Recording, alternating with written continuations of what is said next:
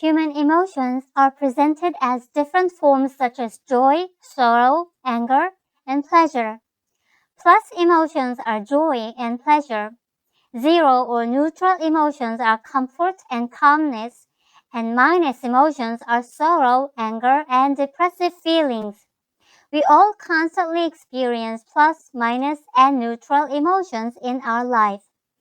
Many people think that joy and pleasure are normal and desirable emotions, and psychological problems and disorders are accompanied by only pain, sorrow, and anger.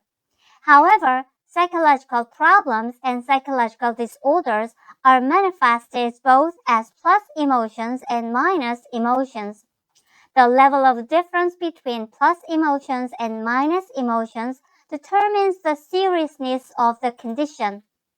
The greater the difference between plus emotions and minus emotions, the more serious the psychological condition.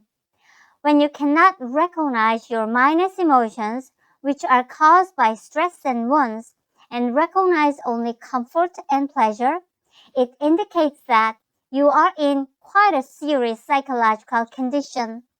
The presence of high level of positive emotions indicates that the equivalent level of negative emotions also exists inside you, only unrecognized.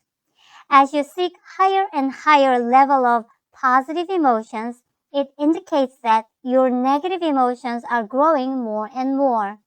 Also, the method of addressing psychological problems and that of addressing psychological disorders must be clearly differentiated.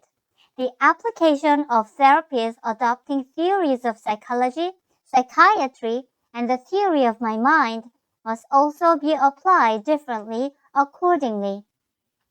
The degree of suffering and the time period of experiencing psychological problems must be considered to determine which method to adopt. When you focus on making people feel better temporarily in the consciousness for psychology treatment seems to be quite an easy task, but it is quite dangerous at the fundamental level. Then psychology treatment plays the role of aggravating psychological condition.